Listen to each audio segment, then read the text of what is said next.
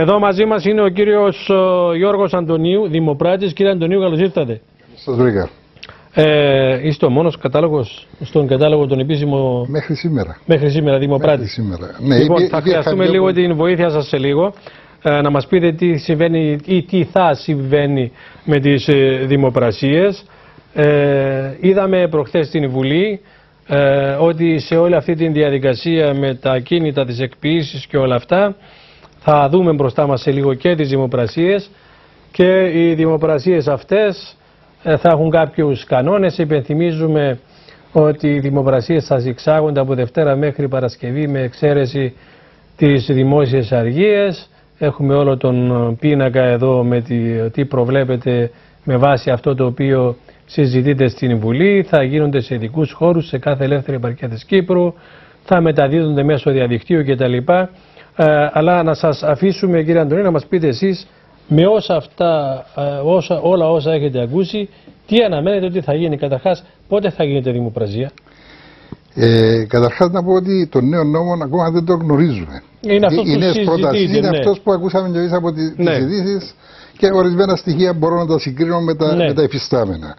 Εκείνο το οποίο μπορώ να σας πω είναι να σας εξηγήσω τον τρόπο διαδικασίας της δημοπρασίας, η οποία προϋπήρχε εδώ και αρκετά χρόνια. Πάντοτε υπήρχαν δημοπρασίες στα κτηματολόγια σε όλες τις επαρχίες. Πιο παλιά στην επαρχία Λευκωσίας υπήρχαν 5-6 δημοπράτες. Με τον πάροδο του σήμερα χρόνου. είστε ο μόνος στη Λευκωσία? Είμαι ο μόνος λόγω του ότι δεν γίνονται πολλές δημοπρασίες. Οι πιο πολλοί έφυγαν, έγιναν συνταξιούχοι, βγήκαν με σύνταξη. 2 παραιτήθηκαν, αλλά δεν υπήρχε ενδιαφέρον για νέους δημοπράτες, διότι δεν υπήρχαν δημοπρασίες. Οι καθυστερήσεις των δημοπρασιών που βγαίναν από τις αποφάσεις των δικαστηρίων έβγαιναν πολύ αργά. Υπάρχουν και οι άλλες δημοπρασίες, οι οποίες είναι τα αδιανέμητα μερίδια, τα ονομαζόμενα, τα οποία είναι με αίτηση ενός από τους συνδιοκτήτες που θέλει να το ξεκαθαρίσουν. Δηλαδή, όταν έχουν πολλά μερίδια, ένας από τους ιδιοκτήτες δικαιούται να το βγάλει στην πώληση. Για να βλέπουμε μπορέσει... γιατί αυτά τα οποία προβλέπονται στην συζητούμενη νομοθεσία. Λοιπόν, υπάρχουν κάποιες αλλαγές. Οι πιο πολλές μένουν. Οι βασικές αλλαγές, δηλαδή εδώ ο νόμος ο νέος λέει ότι βασικά στηρίζεται, οι κανονισμοί στηρίζονται στην επιλογή του δημοπράτη, στον χρόνο και τον τρόπο διεξαγωγής της δημοπρασίας και ο τρόπος αποζημίωσης για τα δικαιώματα του δημοπράτη βασικά. Σε αυτά στηρίχτηκαν οι νέοι κανονισμοί. Η επιλογή του δημοπράτη μέχρι σήμερα γίνεται από τον Διευθυντή του Κτηματολογίου. Στην περίπτωση εγώ ήμουν ο μόνος. Οπότε όταν υπήρχε δημοπρασία, μου έστελναν το διατακτικό να πάει στο τάδε χωριό. Συνιστάτε μονοπόλιο δηλαδή? Ας πούμε, αφού έμεινα μόνος μου, τραβώ και το σκόρσο. Τώρα φαντάζομαι και πιστεύω ότι με τους νέους τροποποιητικούς κανονισμούς θα δείξουν ενδιαφέρον και άλλοι ενδιαφερόμενοι, που φυσικά πρέπει να έχουν τα προσόντα για να μπορούν να γίνουν δημοπράτες, σύμφωνα με τον υφιστάμενο νόμο. Δημοπράτες μπορεί να γίνουν ένας ο οποίος είναι εγγεγραμμένος κτηματομεσίτης, κάποιος δικηγορικός υπάλληλος ή πρώην κτηματολογικός υπάλληλος, συνταξιούχος, ή εν ενεργεία ή πρώην κοινοτάρχης. Αυτές είναι οι κατηγορίες που μπορούν να αποταθούν στο Διευθυντή του Κτηματολογίου για να μπορούν να κάνουν αίτηση, και εννοουμένου ότι περάσουν κάποιες μικροεξετάσεις, οι οποίες να φαίνεται ότι γνωρίζουν τις καταστάσεις, τους δίνει το δικαίωμα ο Διευθυντής για να κάνουν τις δημοπρασίες. Τώρα, το σύστημα αλλάζει από ό,τι αντιλαμβάνουμε. Αντί να μας ορίζει το κτηματολόγιο ποιος θα είναι ο δημοπράτης, ορίζεται από τον δανειστή, από τον ενυπόθηκο δανειστή, από ό,τι ήρθε η γνώση. Τούτο το πράγμα απλώς έκαμε το για να κερδίσουν χρόνο. Διότι παλιά ο διευθυντής μπορούσε να ορίσει μια δημοπρασία αφού είχε απόφαση δικαστηρίου. Και ήταν εκεί που ήταν οι χρονοβόρες διαδικασίες. Τώρα παρακάμπτεται αυτό και στέλνει με κάποιες άλλες διαδικασίες, οι οποίες δεν γνωρίζω ακόμα πώς. Θα ορίζει τον δημοπράτη και τον χρόνο και τον τρόπο που θα γίνεται η δημοπρασία ο ενυπόθηκος δανειστής. Δηλαδή οι τράπεζες βασικά.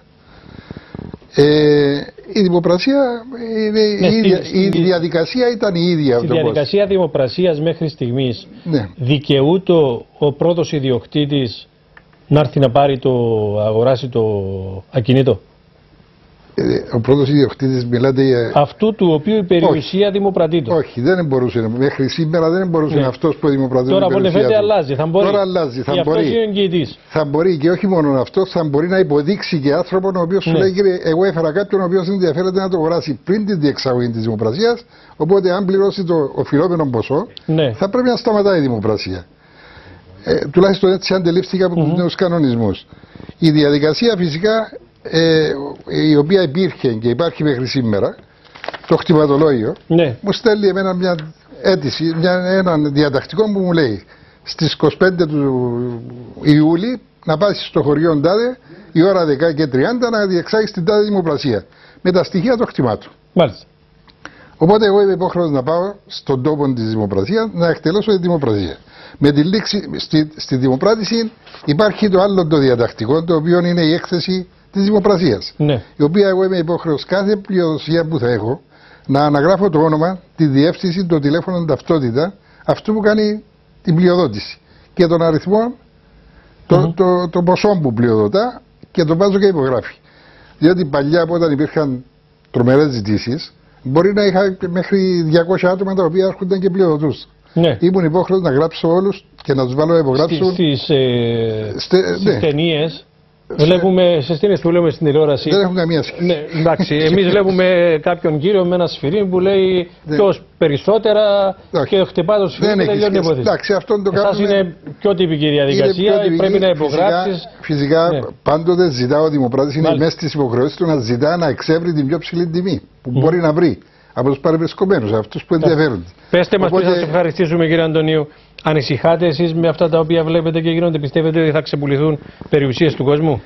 Εννοούμε όχι από εκείνους που ποτέ δεν ήταν συνεπείς, αλλά... Οι διαδικασίες, κύριε Ποταμίτη, πάντοτε υπήρχαν για τις εκποίησεις. Απλώς δεν ήταν τόσο γρήγορες, αλλά οι τράπεζες αν ήθελαν να το κάνουν, μπορούσαν να το κάνουν, έστω για να περνούσαν 5 χρόνια, κάποιοι άλλοι θα έρχονται στα επόμενα 5 χρόνια. Τώρα είναι πιο εύκολα. Πιστεύω ότι είναι ένας μοχλός πίεσης για να μπορούν και οι οφειλέτες να ξοφλούν πιο γρήγορα τα οφειλόμενα τους. Όταν είσαι συνεπής, δεν έχει να φοβάσαι τίποτα. Τώρα, επειδή δημιουργηθήκαν οι συνθήκες λόγω της κρίσης, σίγουρα κάποιοι θα βρεθούν με προβλήματα.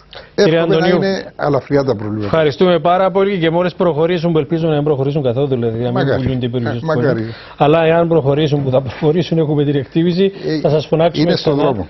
Και με ίσως συναδέλφους σας, αν θα έχετε. Μακάρι να έρθουν να κάνουν τη δημοκρατία. Κύριε Αντωνίου, ευχαριστώ πολύ, κυρίες και κύριοι.